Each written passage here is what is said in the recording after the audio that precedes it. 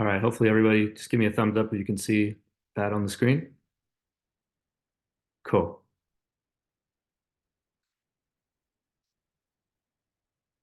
All right, guys, thanks for coming today.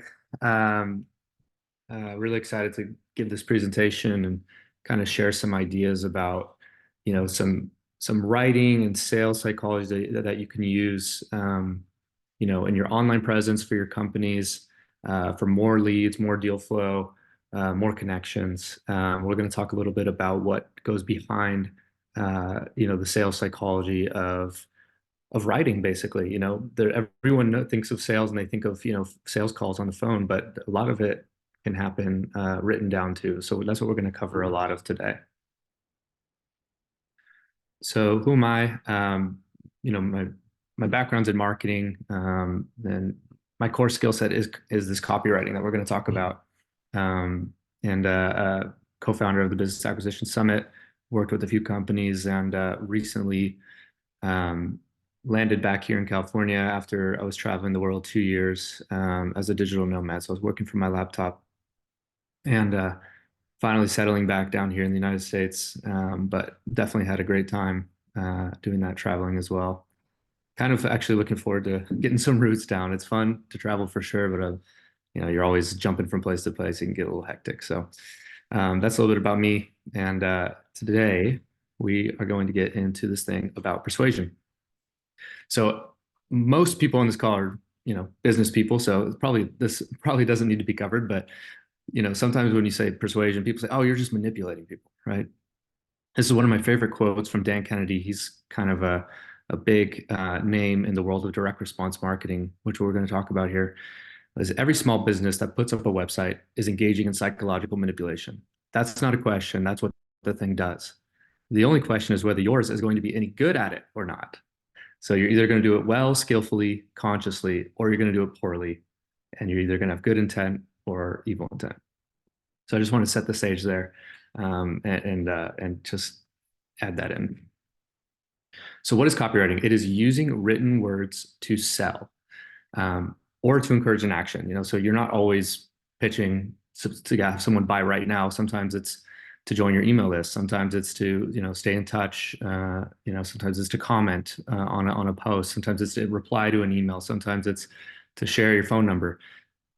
But all of this action drives towards an eventual sale or a connection. And just as a little proof of the pudding here, is if you're watching this live now, chances are I wrote something in the past that led you here today. So that just kind of shows you the way that it can work in your own experience in this very moment. So today I want to focus on direct response or conversion copywriting instead of brand copywriting. So the former, the top, the direct response, this is designed to get people to respond immediately. There's some big companies that they'll do more branding type of advertising where they just hope that they get in front of you enough times, say their name enough times, that eventually you just remember and go visit them. Whereas direct response is very measured, it's very scientific. You compare different ads together, you see how many people clicked on it, how many people bought from it. That way you're able to actually compare, one social media post versus another, one email versus another, one ad versus another, because you can track how many clicks did it get, how many sales did it get, versus how many eyeballs did it get, how many people saw it, which, I think there is some value in that and getting a lot of people to see something. But at the end of the day, a lot of this takes time, effort, energy, money to get in front of people. And so direct response is a lot more about measuring that effectiveness. So I'm sure you've seen this before, a marketing funnel, taking somebody from maybe they don't even know you at all, you get their attention and you take them all the way down the funnel to sold. And the ideal situation is that they become an advocate for you too. So they share your information with other people. They talk about the positive experience that they've had with you or your company. And then not only do you have a customer, but you have somebody who recommends you to other people. And the reason is the funnel goes down like this and gets skinnier towards the bottom is because, that's how the numbers tend to work out. So let's say, maybe 100 people see one of your ads or one of your social media posts. Maybe 20 of them give you their email based on, what you said in the post, and if you gave them a call to action, if you asked for their email at the bottom. Then another maybe 10%, so 10 people will, get on a landing page, just, get on a phone call with you, a webinar, website, whatever it may be. And then let's say, 1 to 3 of them end up buying. So that's how the funnel works out, because you have, the numbers, 100 people looking at your ad. If 100 people clicked and bought from you, that would be, the world's greatest ad of all time. Right? But sometimes it ends up to be about, 1%, less than 1%, maybe a little more.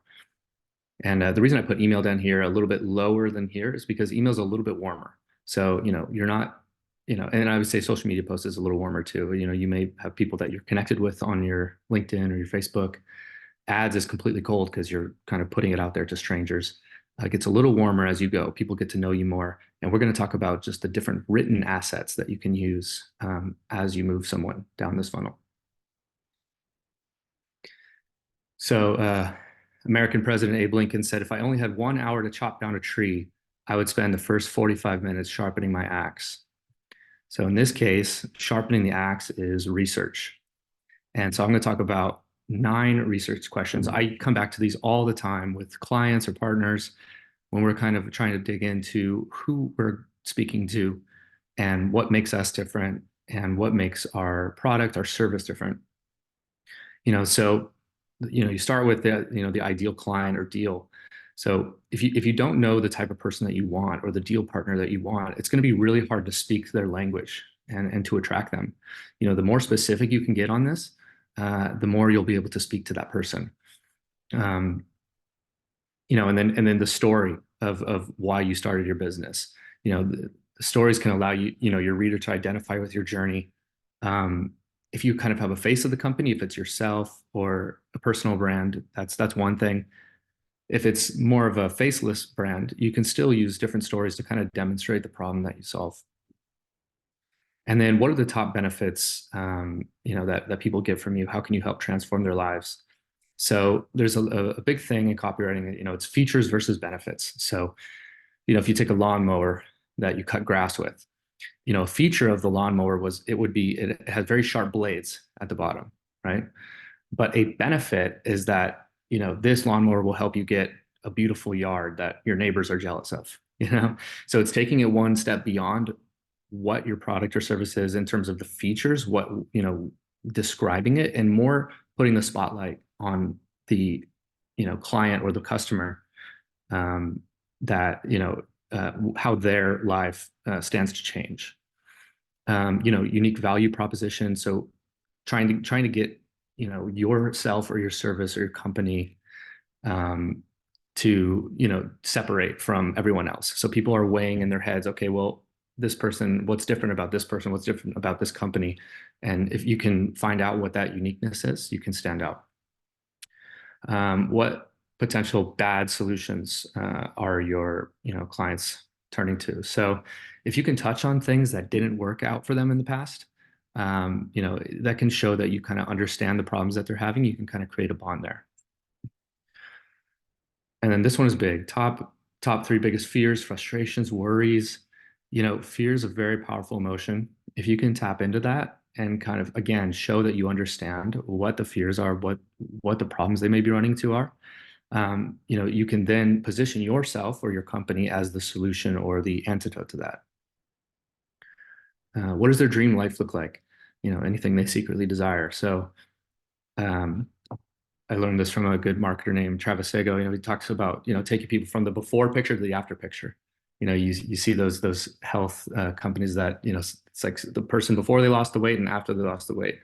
So, how can you get them to that after picture and describe that after picture? What is everything that's going to entail in that picture once they engage with you and your services or your company? And you're going to be taking them along that journey from the before to the after picture. So describe that dream life that they have, that they want, everything that they want to get from engaging with you. And then what trends are affecting their lives now? So by the way, I just want to say for this presentation, I don't like presentations personally that have a lot of words on the screen. But the reason I'm putting these all up here is because later I will give you an option. If you want to email me, I will send you a copy of this presentation so that you have all of these, saved for later. That's why I want to put a lot of words on the screen. I don't expect you to remember them all now, but I just want to put that out there. So, trends, people, there's a recency bias. People give more importance to, recent events than past ones.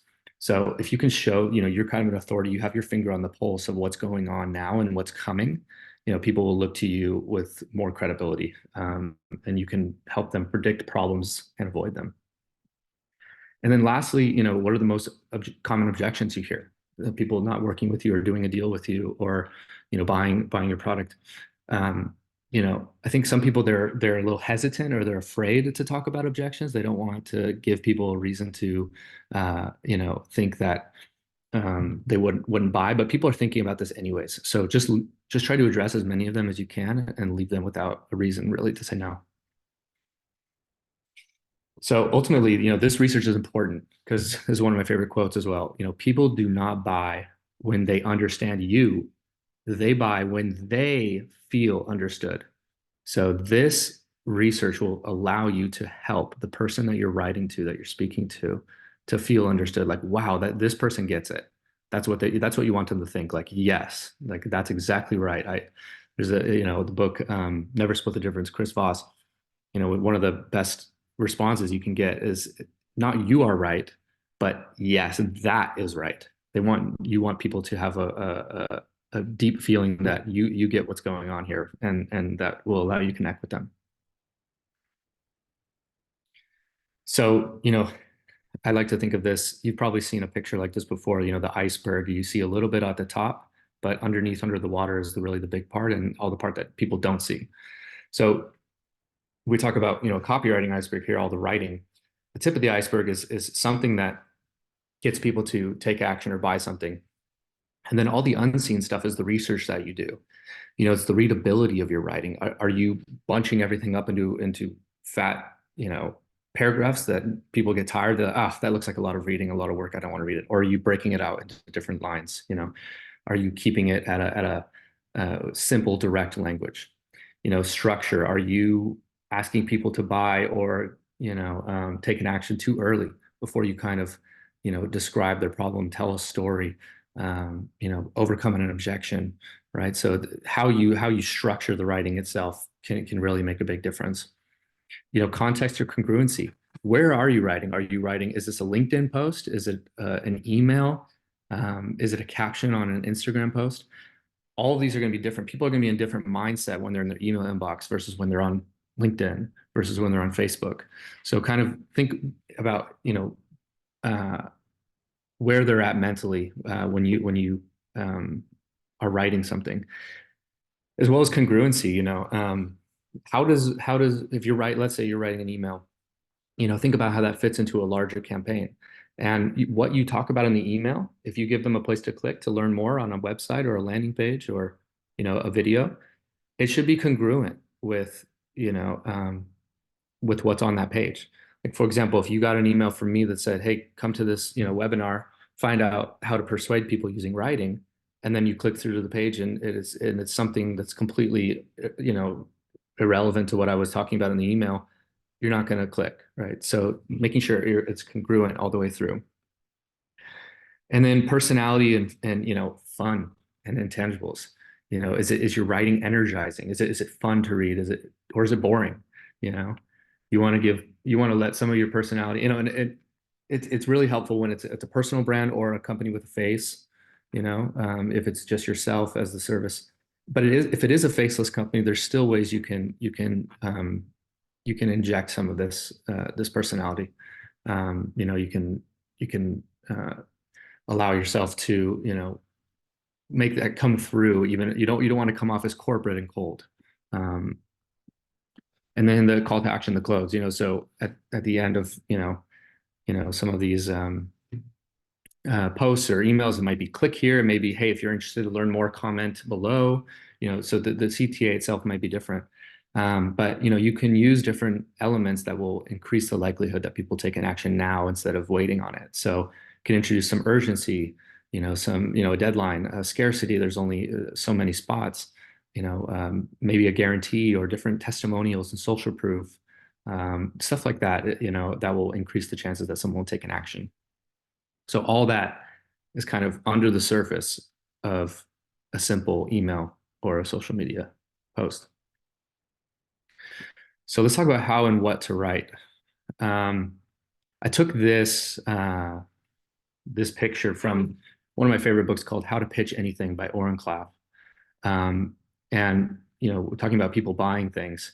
So this is kind of the brain here, and you have the structure of the brain, and you have the crocodile. He calls it the crocodile brain. So this is sort of the brain stem that is responsible for paying attention to novelty, to threats. Then you have sort of the midbrain, which is the social aspect, and then you have the neocortex, which is abstract thinking. So I think when you're trying to get people's attention, that's where you speak to the crocodile brain here. So the crocodile brain says, it asks, when you see something different, or you see a post, or you see an ad, or you see something in your everyday life when you're walking around the streets, that part of your brain is scanning for, is this new information that has now just been presented in front of me? Is it a threat to my survival? It's kind of the fight or flight mechanism. And if it's not a threat, then the brain just says ignore it. Now, if it's not a threat, but then it asks, is it new? Is it something exciting? Is it something that I should pay attention to? And if it's not, then you still ignore it, right? And if it's same thing, is it complicated? Am I gonna have to like work hard to think about what this new thing is? If it is, I'm also going to ignore it. So getting attention is about, speaking to that part of the brain that says, hey, look at this. Like, this is something new, it's something interesting, something you haven't seen before, and it can help you. So don't fight it, don't flight it. This is something you can mate with, right? And then once you have the attention, the midbrain is sort of kind of goes back, in evolution of times when we were really in close-knit tribes. So the status or the credibility of someone, that's the second calculation they do. Okay, like I will pay attention to this, but who is this? Who's talking? Right. So you need to have a certain level of credibility, whether that's about your background, your track record, but the credibility can also come from the research that you did and how well you're able to speak to the person's problem. So if someone says, wow, this person really understands, they know what they're talking about, that's credibility in itself as well. And only then, once you've kind of got the attention and then moved on to the credibility, then in the neocortex, the abstract thinking, people can actually start to understand and listen to your pitch, where you actually, get into the details. But without these first two steps, they won't listen to the pitch. So that's one of my favorite ideas from Oren Klaff, and it's something I've taken and used a lot. And then so if we take that and break that down into how that looks, so the attention is the subject line of the email. So for example, this call, you saw a subject line that said how to persuade anyone, right? So something inside of you that triggered your interest and caused you to open the email. And then, if it's a social media post, it can be the opening line, or it can be the photo of the post. So we'll talk about the photos as well.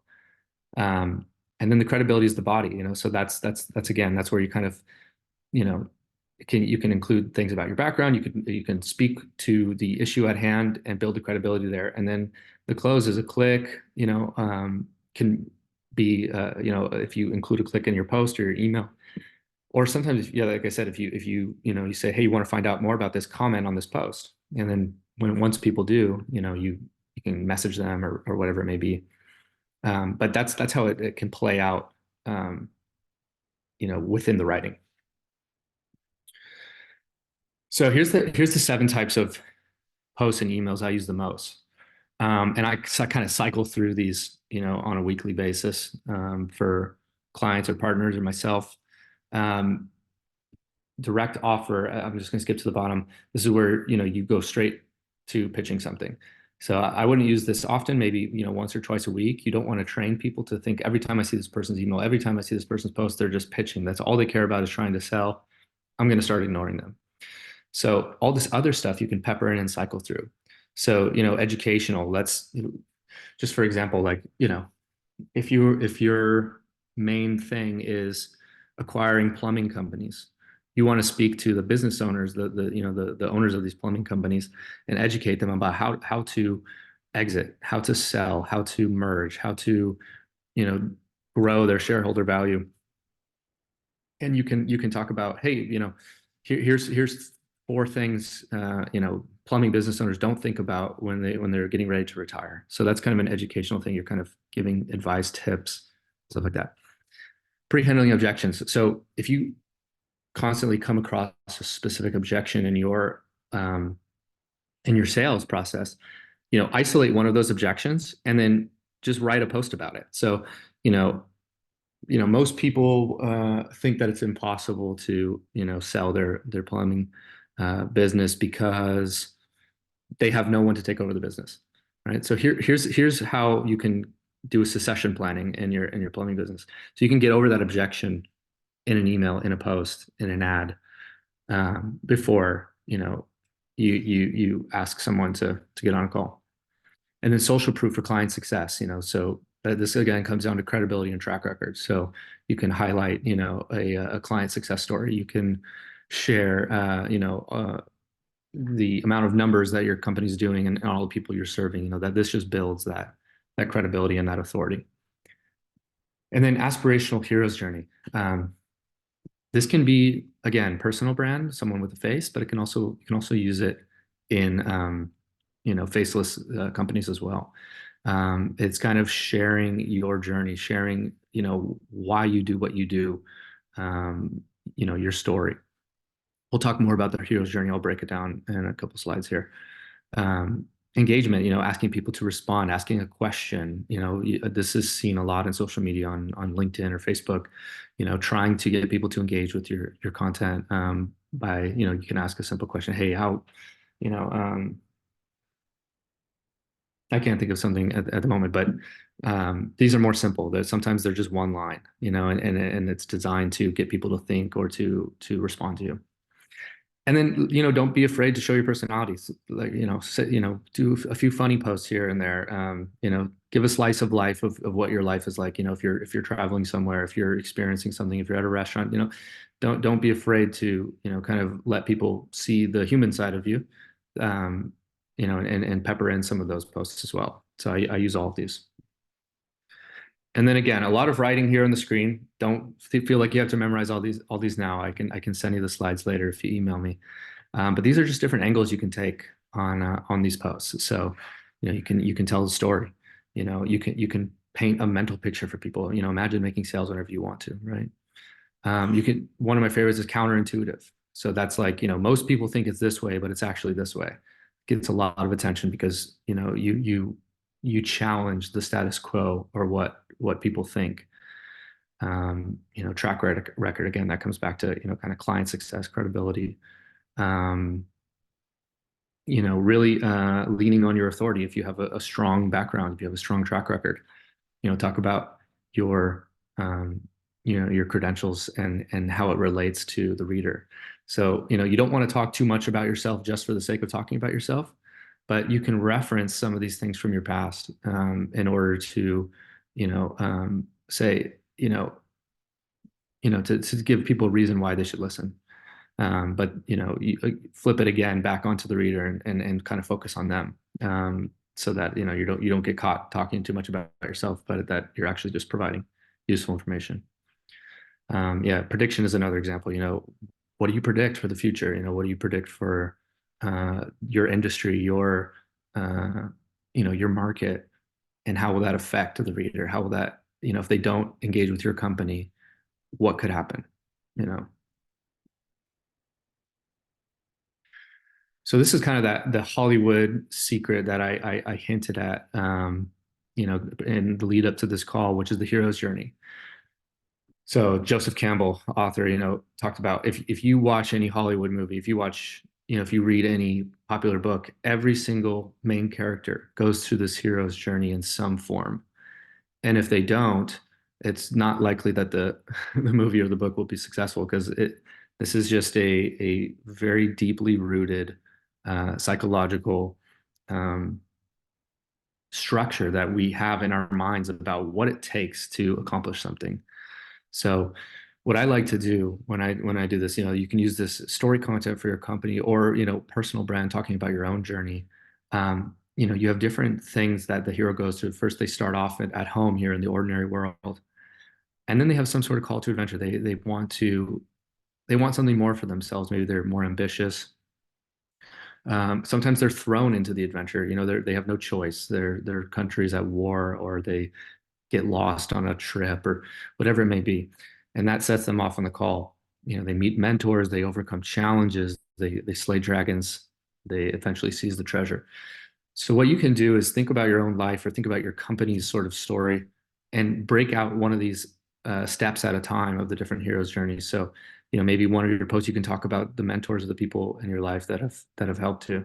For example, there's a guy named Ed Ray. I learned a lot of this, some of these types of posts from. You can talk about people that have helped you on the path. You can talk about uh, the refusal to call. Sometimes you can say like, hey, I almost gave up in this whole, trying to acquire plumbing businesses thing. I was getting really frustrated, and it almost didn't work out. But then, XYZ happened. So you can take little different steps of this cycle here and use them for specific posts, emails, um, those types of things. So let's talk about writing subject lines or opening lines. I think it's really hard to go wrong if you are not, if you're using curiosity and talking about a benefit to the reader. So I'll just give you some examples of some posts or some lines that may not be good. So getting good copywriting results, my writing presentation, effective writing, communication, and sales. It's just kind of invisible. There's not a lot of personality injected into them. They're boring. I think if I had sent out emails that say these, I probably wouldn't have got as much attention. Versus, how to persuade your customers to buy now. New video shows 3 steps to get your next client in less than a week. Access expires today. So it's a new video. There's specificity. There's certain steps. There's a benefit to the reader. They want to find out how to get a client in less than a week, and access expires today. So the video is not going to last forever. So it's adding a little urgency in there. And then this is another thing here, a little curiosity and benefit. Number one secret. Well, what is it? I'm curious now. I want to know what. I'm sure there's a lot of secrets to writing well, but what would be the number one? And then kind of if it's a email versus a social media post, you can say, see inside. Open this up, basically. And then, oh, whoops, let me go back here. Yeah, and then sometimes you can have fun with it. You can just stop what you're doing and read this. So it just kind of take people out of their trance while they're scrolling or they're in their inbox, and say, whoa, what, you can kind of shake them awake a little bit. And then, here's the type of a structure that you can use. Again, don't have to memorize this. I can send it to you if you'd like. But I will show how this actually plays out. So, you can start with a greeting, why I'm here, why this is important. We can talk about it abstractly, but I'd rather just kind of show you how it would actually play out. So let me give you some examples. So, hey, it's Michael here. Why I'm here. So reaching out because today's the deadline to register my talk. It's tonight. Why is it important? So why should you care? Basically, this is a presentation. It's an opportunity to discover how to get more sales and deal flow, and what this means. So kind of zoom out and talk about what it means in the larger world. So, you'll be able to kind of share your story and inspire prospects on a new level. And then you kind of introduce a complication. So, so far it's just kind of straightforward. So it's harder than ever to get attention online. Things like Instagram, TikTok, Netflix have everyone distracted. And without the tools to get people excited about what you're selling, it'll be hard to generate leads. So that's kind of the complication there, to just give it stack another reason why they should join on the call. And then you can state some urgency, some scarcity. So only 10 hours left, looking forward to seeing you there. when you do events, live stuff, in person or, a webinar like this, or a Zoom call, that's easy to have urgency because there's a deadline. It's going to happen. You're either going to be there or you're not going to be there. But there's other times where, it may be a little harder to introduce that. Maybe it's just working with you as a client. If that's the case, you may have a ceiling of the amount of clients you can work with, and you can talk about that. Hey, I'm working right now with 5 clients. I have really only room for 2 more here in the spring or the summer. So you can think of creative ways to introduce that scarcity or urgency. And then the call to action. So if you notice, there's 3 links here. You want, if someone's going down the highway and the freeway, you want to give them an off ramp if they want to leave the road and go off the road and click on your link early. So people may click on this one, but there's other people that may need more convincing or more reason. And so that's when you kind of delve into this other stuff and then give them another, link at the bottom. And you can tell them exactly what to do. Tap here now to save your seat. A lot of people think like, oh, they'll just figure it out. They'll know what to do. Spell it out for people. Don't be afraid to get very direct and simple. And then PS, sometimes they'll throw in a PS just to give a kind of different perspective. If someone has read all of this and they still haven't clicked, imagine being able to get your new customer client whenever you want just by pressing send on an email. I want you to have that power and peace of mind. See how right here. So you kind of give them a different angle, paint a little picture for them at the bottom that's different than what you've talked about so far, just as a last ditch effort to get a click if they haven't. So let's talk about some examples from some clients. So this post shattered this client's engagement record. I think before this, I think it more than tripled it. They had or almost tripled it. Wait, what was it? 500? Yeah, almost tripled it. So they had before 250 likes, I think was the most, give or take. This post, yeah, got almost 700, and I think they booked about 15 sales calls just from this post. So this particular client, does career coaching for people who have graduated from military academies in the United States, and they're kind of mid-career. So the opening line here, I haven't shared this story before, but long ago I attended West Point, which is one of the military academy. My parents escaped the clutches of communism 55 years ago this month. So I could spend probably 45 minutes on this post alone, but I'll just talk about the kind of the opening line. So, it's 2 pieces of curiosity. It's I haven't shared the story before, and then introducing the story of how his parents left a communist country. Both of them kind of open up a curiosity loop. It's like, wait, why have you not shared this before? Number one, and number two, you're kind of leaving people hanging of wanting to know more about the story. And then this part here, but long before I attended West Point. So this particular client was a military academy grad himself. So you're kind of showing the people that you want to reach and talk to that you're similar to them, that you share things in common, and that you understand, the similar life experience and challenges that you may be facing. So all in that first little sentence there, you've opened up the curiosity, and you've called out to the people that you try to serve. So, I can, have you read this later on at some point on your own. Like I said, there's so many things I could say about it. But at the end here, I kind of separated the story from the call to action. So, note, if you're an academy grad who wants to get unstuck in your career, unlock the power of networking to find a role, a career role with the compensation and responsibility you deserve, book a call with me by using the link in the comments below. So small tip, sometimes I don't necessarily, so on LinkedIn and Facebook, I don't put the link in the actual post itself in the body because I think it can throttle the reach that you get. So I like to comment it instead under the post. There's just a small detail there. But we kind of tie this whole story into and connect it back to why he does what he does with his business, and giving people a call to action of a way to get in touch with him. So like I said, this one, generated quite a bit of new sales calls, and yeah, broke records for the amount of people that saw it. This is a similar one. So if you notice, most of the things that go viral that get a lot of people seeing it, a lot of people engaging with it, their stories, their personal stories. And sometimes that's the thing that people are most afraid to share, but it can be the thing that resonates the most. So this one, just 2 months after finalizing a tough divorce, and I was diagnosed with breast cancer. Here's what I discovered through these intense challenges. So you're kind of talking about two different challenges that may resonate with people getting sick or going through, relationship issues, but also then flipping. I'm not just going to, saying I'm not just going to talk about myself and my problems. I'm also going to share some lessons I learned from it. And this particular client is, a peak performance advisor, a psychotherapist. So, you can resonate with people as they're going through hard times.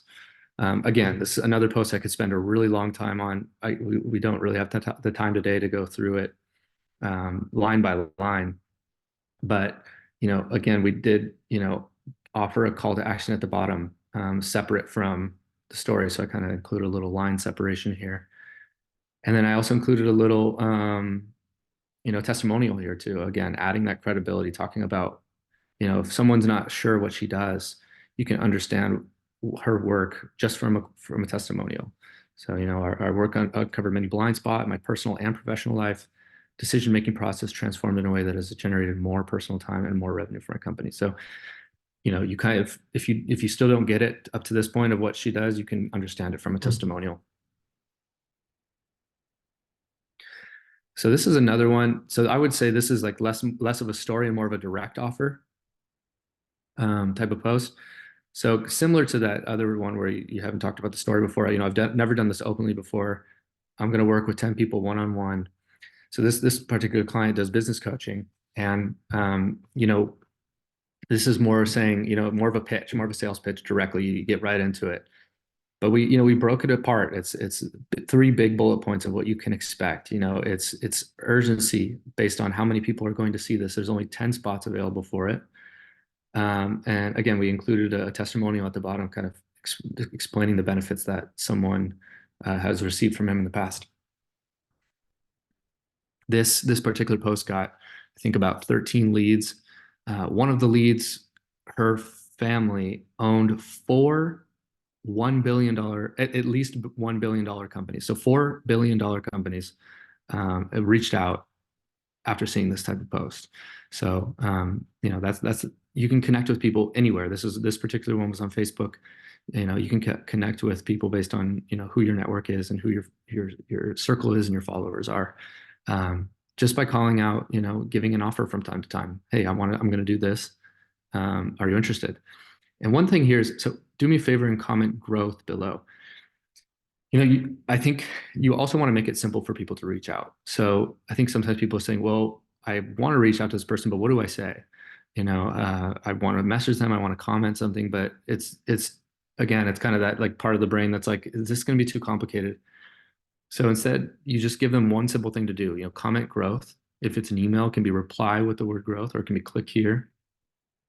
And that way, then they kind of open up the conversation with that, and then you can reach out to them privately. So, and then for photos, this is more for the social posts. So, LinkedIn, Facebook, I think those are the 2 primary ones probably. I learned from this guy, he's a great marketer named Frank Kern. The concept is aspirational casual. So if this is really, it may not apply so much if it's a faceless brand or company, but if it's yourself or a company that's very reliant on a face of the company, you can use this a lot. And it's doing things that people like or would want to be doing as well, but it's not very polished. So you see Frank here is on a private jet, but it looks like someone snapped it from an iPhone. So that's the casual part of it. The aspirational part of it is that he's flying privately. Same thing here. If it's a Disney trip, looks like someone just snapped it on their iPhone. But the context can be important too. Like, hey, we're here at Disney for the day on a Wednesday. And then you can contextualize it. In the past, I thought I'd never be able to get away from work on a Wednesday, but now I'm free to do it. Special things like this with my family. Here's myself. Like, this was me. This was probably a weekday actually, but I was hanging out in Turkey. And again, it just looks like, it's an iPhone picture. So it's casual, but you're also it just feels more real, feels realistic. I think sometimes people try to polish things too much. But don't be afraid to, use normal photos in your posts to kind of allow people to relate to you while also elevating, your status or your credibility.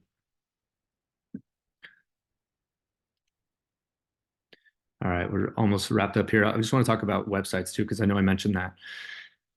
So this is, I think, a good website. You want to, speak, uh, or we talk about above the fold. So before someone has to scroll, you want them to have a way to get in touch with you before they have to scroll anywhere. So this guy has two calls to action, one here in the top right and one here. And I would say this is, more of a credibility type of example. Not many people have a track record like Kevin Harrington would. He's a shark on Shark Tank. He, allegedly invented the infomercial. He's got billions of dollars in sales. So for him, it makes sense to really lean hard on his track record and his credibility. And you can see, some of he adds credibility here with some of the publications he's been featured in, and he kind of speaks to, different companies he could work with, saying that, hey, it doesn't matter if you're big or small, I might be interested in working with you. So I thought it was good because it gives a personal touch. It shows his face again above the fold before anyone has to scroll, and has a way to get in touch. I'll use another example here. So I think this one is better for talking about the spotlight. So, Roland here is one of the speakers at our previous summit. I think he has a good website. There's I like the concept that Marie Forleo uses, which is the spotlight. I would say that the spotlight of the previous website with Kevin Harrington was on him. It was just about everything about Kevin and his personality, his background, his story. Whereas this one, Roland, he kind of directs it to the person. So actionable tools and strategies to help you profit from change, a culture of innovation. And then he offers you a free tool. Hey, use this tool to 5x the value of your business, reduce expenses, and increase your lead flow. So he's talking about the benefit. He's putting the spotlight on the person reading the website. I would say most of the time it's probably best to do something like this. Even if you have a very credible background, if you have, if you want to talk about your track record and all the reasons that people should do business with you, I think it's better to lean on, the spotlight of the reader themselves. What can I get out from this? Everyone is always asking when they're reading something, so what do I get out of this? What's in it for me? So you need to answer that question, no matter where you're writing or talking from. And then lastly here, so this is a book I really recommend called Take Your Money by Kyle Milligan. And this is, if you want to be able to write without a template, he talks about, these aspects. So the first are new, easy, safe, and big, and then only anybody, predictable, fast. So every successful piece of copy incorporates some of these. Is this a new opportunity? The reason new is so big for people is because everything they've tried up to now hasn't worked. So if you offer them a new opportunity, a new technique, a new way of doing things, then it gives them hope that maybe this can help me. And then again, making something appear easy to do. I mean, it doesn't mean that you can't be honest and say, look, this is going to be a lot of hard work, but we're going to do it in a way that is easier than most. So you don't have to, you can still be realistic with people, but share why this might be, anyone would be able to figure this out. And then safe and predictable people, they might be excited about an opportunity, but they're worried about the risks. So, communicate why, your service or your opportunity could be, safe for them to try. And then getting results quickly is obviously very enticing for people. Again, you can still be realistic with timelines, but, show why it may be quicker or easier, faster to do things with you, and that this is a big opportunity. So I'm not doing this book justice by kind of glazing over these bullet points. I recommend you read it because it'll lay out, how to do this with examples. So important takeaways, just to wrap up here. So, David Ogilvy, one of the Madison Avenue advertisers, he was one of the first people to use direct response in that environment. Not many people were doing it. One of the most important parts of an ad is to make a promise. So, there's, I can't remember who said it, but someone said a brand is a promise. So, if you engage with a company, if you engage with a person, a lot of people that decide to work with you, they're thinking about, okay, this person promised me XYZ. Let's try it. And then talk about the benefits. Again, I kind of talked about it with the lawnmower, the so that rule. So, you know, if the feature of your product, let's say it's a lawnmower, is it has sharp blades at the bottom. Okay, that's the feature. So this lawnmower has sharp blades at the bottom, so that you can cut your grass in a quick and easy and beautiful way. And then you can even keep it going. Just keep saying so that you can have, you know, a yard that everyone respects, so that people, you know, have see you in a positive light, that you're a type of person that knows how to take care of their property. And you can keep going with that, and that will lead you to understanding what the benefit is that the person's getting. And then making it readable and conversational. I kind of talked about this, you know, break things out into lines. Don't have big paragraphs, and speak in simple and plain direct language. You know, a lot of people think that, oh, my customers, my audience, they're too sophisticated for, you know, this simple language. No, they're not. You know, use the Hemingway app. If you plug your you know, Google this, you can plug your writing in. It'll tell you what grade level your writing is. And if you use more simple words, it'll allow people to read it easier.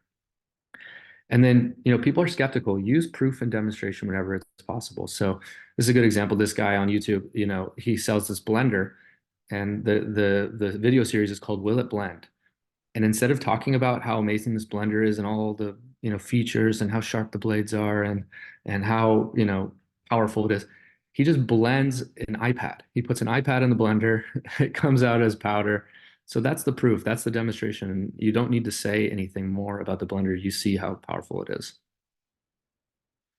So yeah, and then recommended reading, I talked about both of these already. Um, you know, Take Their Money is more of a copywriting book, whereas Pitch Anything is more about sales in general. But I've learned a lot of things that I incorporate in writing from that book, even though they don't, Oren doesn't specifically talk about it.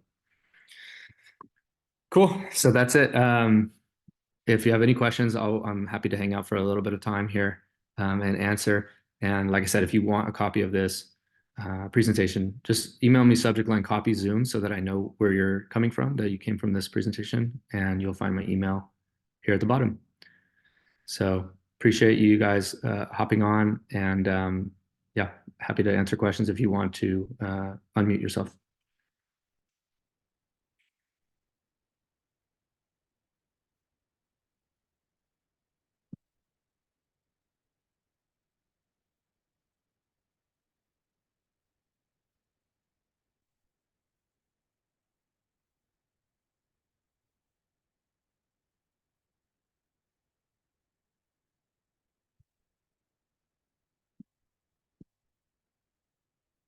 No questions so far. You can also type it into the chat as well if you prefer to stay muted and off the video.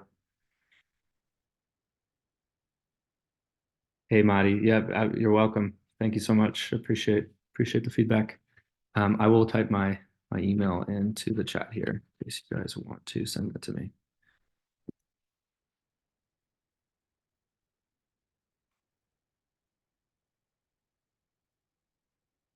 Thanks, Terry. Sounds good.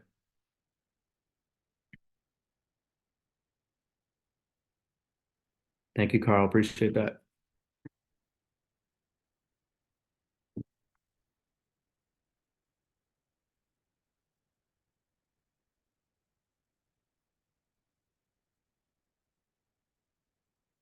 Sounds good, Carl. Does anyone have any questions?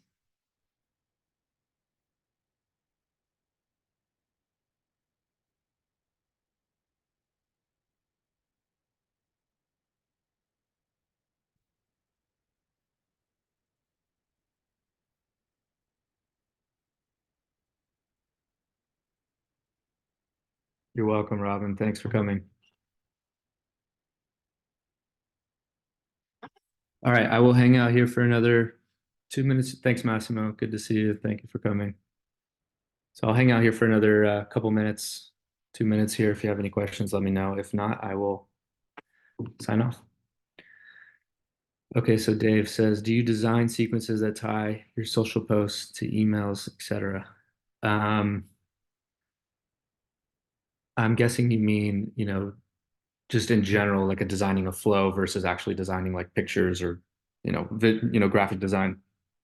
Um, yeah, you can if you'd like to, if you'd like to have an idea of, how the flow will go. If you say like, hey, I want to write a social post, and what do I want out of that? Do I want someone to book a call with me? Um, do I want them to give me their email? Ask yourself what you want from that, and then you can talk about the flow from there. So if you want someone's email after you post on social media, you can use one of these, types of posts that I talked about, and at the bottom say, hey, if you'd like to learn more, you'd like to find out more, if you're interested in this, if you'd like a free, book or tool on it, you know, comment below, and then I'll reach out. And then when you message them, you can get their email, send them the free stuff, and then maybe from there, you can design an email sequence that is designed to get them to respond. So yeah, you can plan that out if you'd like. Hey, I just popped on my headset. Hopefully you don't hear my colleague. Okay, no worries. Um, what I was kind of getting at is in terms of the theme, like for like continuity in case they're seeing you on multiple platforms, do you kind of like design what you want to do in a month or a week or anything like that? Um, you can. Yeah, what I do is that those seven types of posts that slide that I showed. What I will do is I just on the top of a Google Doc, I will put that there, and then underneath I write all the posts before I copy and paste them to the platform. And every time I do a specific type of post, I will just put a number next to it of okay, how many posts have I done of this amount? How many posts have I done of this amount? That way, I kind of keep track of what I'm putting in front of people, and kind of do it that way. I don't have a super sophisticated way of doing it. I just kind of keep track of what which ones of these have I hit in a given month or two. Cool. Thank you. Yeah, absolutely. Thanks for your question.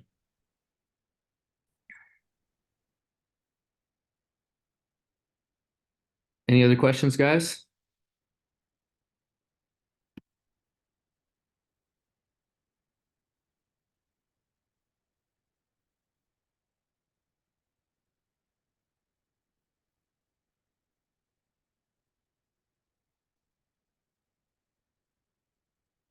All right. Well, we can just call it here at the top of the hour, almost perfectly an hour of the presentation. So thank you guys for coming.